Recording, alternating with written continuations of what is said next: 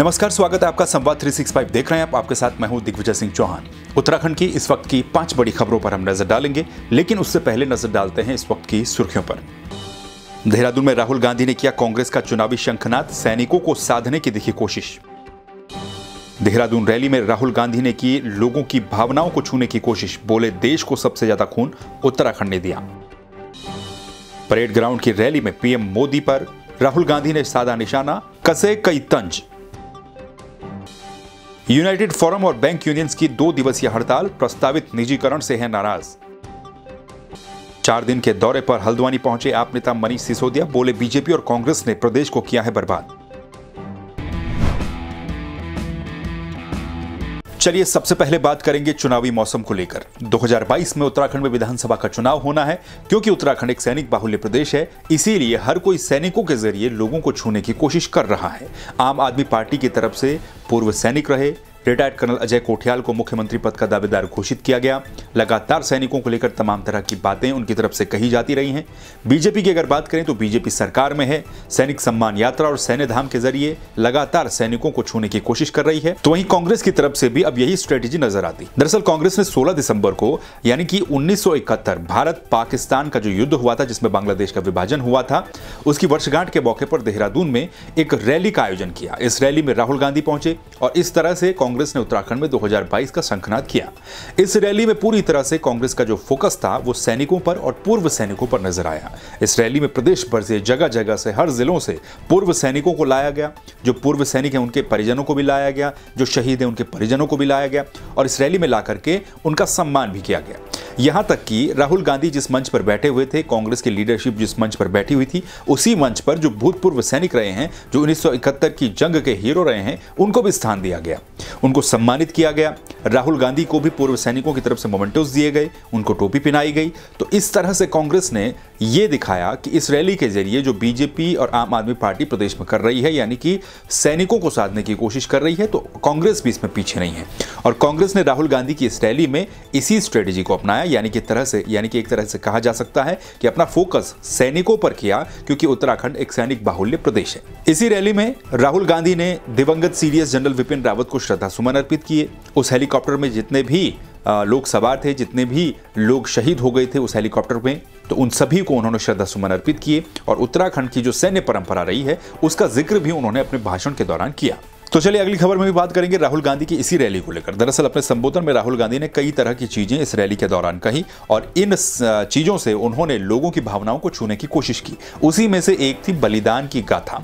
दरअसल उत्तराखंड एक सैनिक बाहुल्य प्रदेश है, यहाँ के सैनिक वक्त वक्त पर शहादत देश के लिए देते रहते हैं। राहुल गांधी ने उसी शहादत को याद किया। राहुल गांधी ने यह कहा है कि उत्तराखंड ने देश को सबसे ज्यादा खून देने का काम किया है।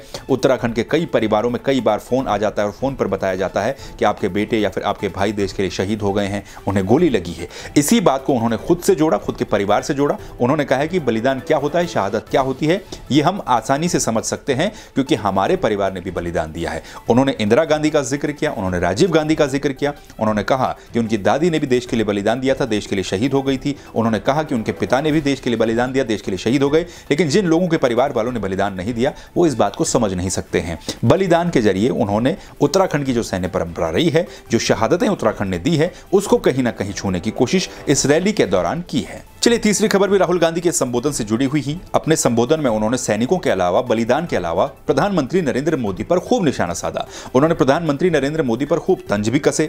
उन्होंने लगातार महंगाई और बेरोजगारी का जिक्र किया। उन्होंने इस बात का भी जिक्र किया कि देश को बांटने का काम सरकार के द्वारा किया जा रहा है। साफ तौर पर उन्होंने आरोप लगाया कि भाई को भाई से लड़ाने का काम किया जा रहा है।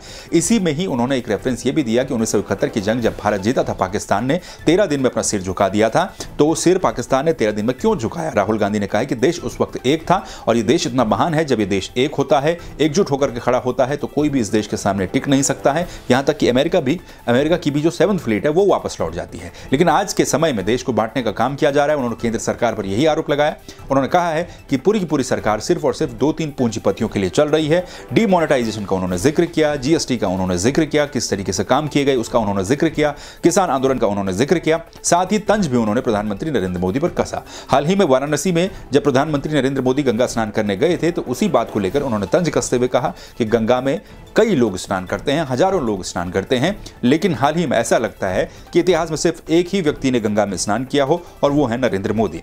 तो इस बात को लेकर भी उन्होंने प्रधानमंत्री नरेंद्र मोदी पर तंज कसा।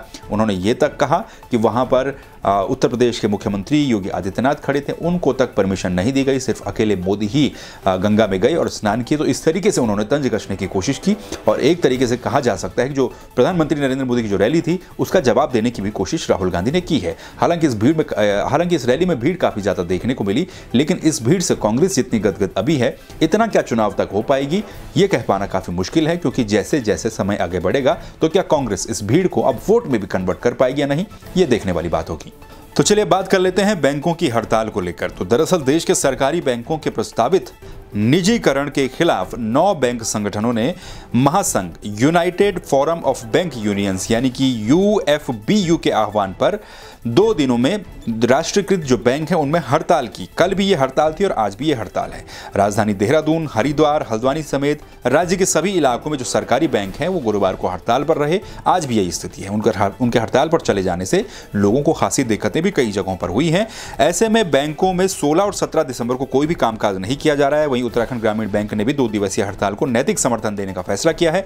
इसी क्रम में देहरादून के घंटाघर स्थित इलाहाबाद बैंक के सामने भी हड़ताली बैंक कर्मचारियों ने प्रदर्शन किया, जगह जगह पर प्रदर्शन किया। अलग अलग जिलों से कल भी हमने आपको खबर दिखाई थी किस तरीके से जो प्रस्तावित निजीकरण सरकारी बैंकों का है उसके खिलाफ जो बैंक हैं वो महासंघ के थ्रू हड़ताल पर गए हैं और विरोध प्रदर्शन भी कई जगहों पर किया गया और आज भी हड़ताल जारी रहेगी। जाहिर सी बात है 2 दिन बैंकों का बंद रहना, इससे कामकाज पर भी काफी ज्यादा असर पड़ सकता है। चलिए खबरों में बात करेंगे अब आम आदमी पार्टी को लेकर। तो आम आदमी पार्टी के नेता और दिल्ली के उप मुख्यमंत्री मनीष सिसोदिया अपने 4 दिवसीय दौरे पर हल्द्वानी पहुंचे हैं।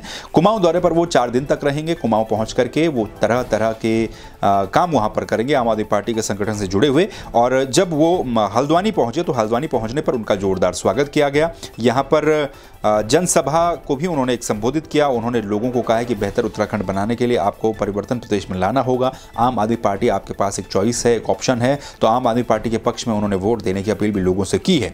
उन्होंने आरोप लगाया बीजेपी और कांग्रेस के ऊपर कि बीजेपी और कांग्रेस ने पिछले 21 सालों में प्रदेश को सिर्फ और सिर्फ गर्त में डालने का काम किया है। ये भी उन्होंने अपने संबोधन में कहा कि आम आदमी पार्टी को 21 महीने दीजिए, 21 महीने के अंदर प्रदेश को हम नई ऊंचाइयों तक ले जाएंगे। क्योंकि इससे पहले अरविंद केजरीवाल उत्तराखंड आए थे, तरह तरह की घोषणाएं आम आदमी पार्टी की तरफ से की जा रही हैं। अब 4 दिनों तक मनीष सिसोदिया उत्तराखंड के कुमाऊं क्षेत्र में लोगों की क्या नब्ज टटोलते हैं, क्या आम आदमी पार्टियों को मंत्र देते हैं, ये आने वाले वक्त में पता चलेगा। लेकिन फिलहाल वो 4 दिवसीय दौरे पर उत्तराखंड आए हैं। शिक्षा से लेकर स्वास्थ्य तक तमाम मुद्दों पर चर्चा कर रहे हैं। ये थी उत्तराखंड की 5 बड़ी खबरें। इन खबरों को लेकर आपकी क्या प्रतिक्रिया है आप कमेंट करके हमें बता सकते हैं। खबरों को देखने के लिए संवाद 365 को आप सब्सक्राइब कर लीजिए। फिर मिलेंगे नई खबरों के साथ, तब तक के लिए नमस्कार।